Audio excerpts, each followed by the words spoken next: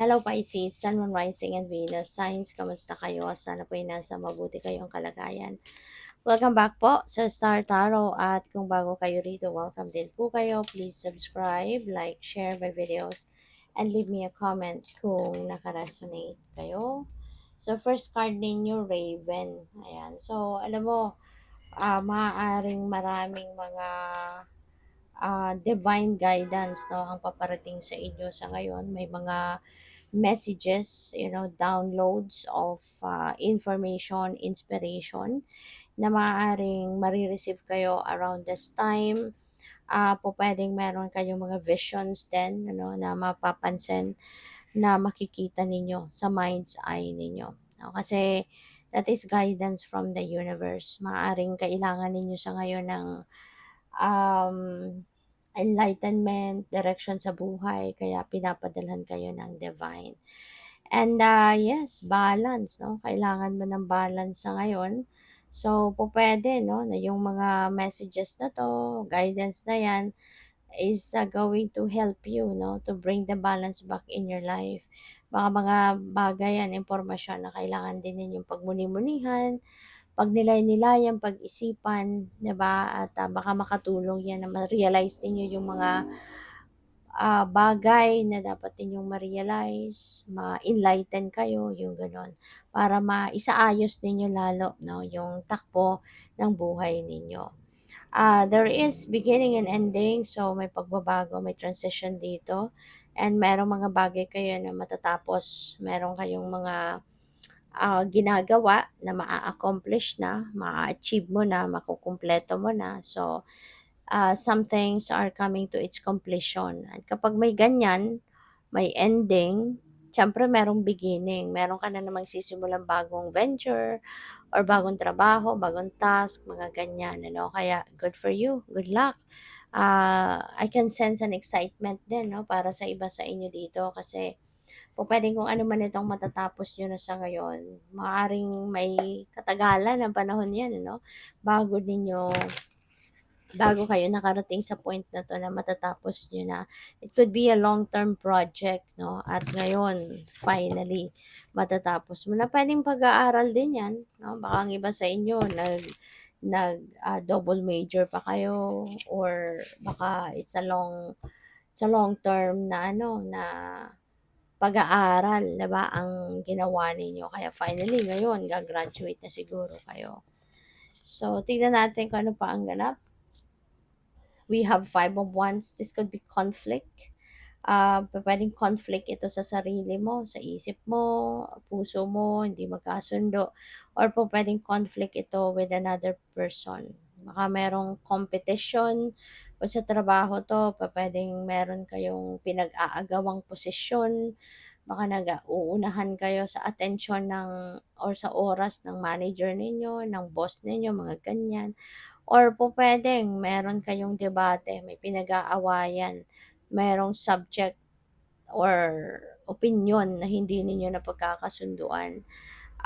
Pupuwede rin na merong punto dito na isinusulong ang isa at hindi nag-a-agree ang isa kaya maaaring kailangan dito ng depensahan yung punto mo, parang gano'n.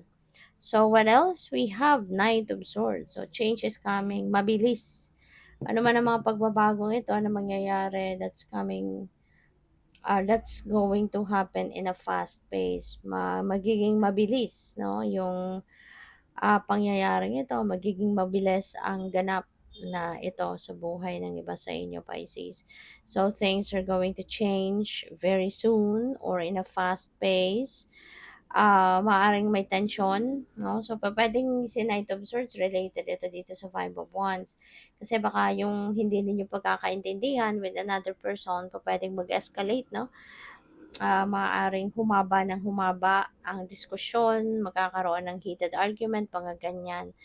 Kaya, yun, sana, tignan ninyo maigi baka kasi hindi naman kailangan talagang harapin mo, hindi naman talaga kailangan na makipag-away, 'di ba? So, tignan mo kung ano yung pupuwede mong gawin na alam mo yun, na mas makakabuti para sa'yo. Kasi yung pakikipag-away, 'di ba, hindi rin 'yan makakabuti lalo na sa kalusugan. Kasi pupuwedeng ika-stress mo 'yan, eh, 'di ba? Eh, kung may sakit kang hypertension, o 'di ba, pupuwedeng tumaas ang presyon mo. So, makakaapekto 'yan sa'yo. Tsaka yung stress itself ano, can cause problems, health problems. Kaya sana hingang malalim at, kung pupuwedeng tumalikod ka muna, hinga kang malalim, gather your thoughts, gather your feelings, 'di ba? Para na makalma mo muna yung sarili mo at makapag-isip ka ng kung anong dapat na gawin mas mabuti. Six of Pentacles 'no, Pisces, maaari na this is prosperity, you know. Meron ditong ang iba siguro sa inyo nangangailangan, 'di ba, ng pera. Maybe some of you are in need of money, in need of financial support, mga ganyan.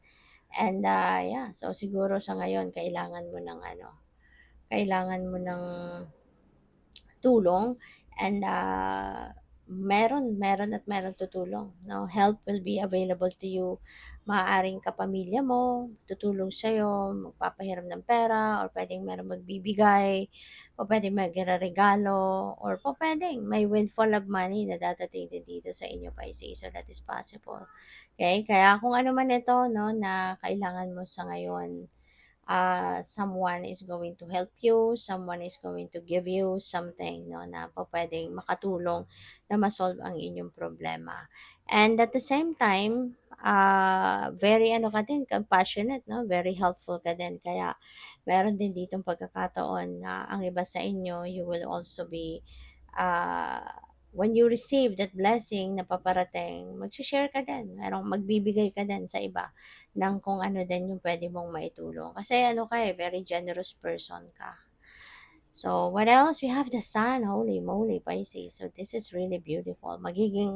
Mababalot ka ng swerte sa ngayon. There are a lot of successes here and there na successes na pwede mong makamit, pwede mong matanggap. Meron ditong mga positibong kaganapan, positibong pangyayari sa buhay mo that is going to arrive. You will be energetic as well, you will be healthier sa ngayon, mas magiging enlightened ka, mas magiging maganda ang iyong pakiramdam, you will be healthier at mas ano ka ngayon, mas magiging inspired, mas magiging motivated ka, yung gano'n. Tsaka kung may mga pinoproblema ka, this is the time na wag mo nang alalahanin ang mga 'yan, kasi solutions are coming, 'no. Merong ipapadala sa'yo mga solusyon sa inyong mga problema and you'd be able to rise above 'no, that ano problema, okay. Good luck. Thank you for watching. Love and light. Namaste.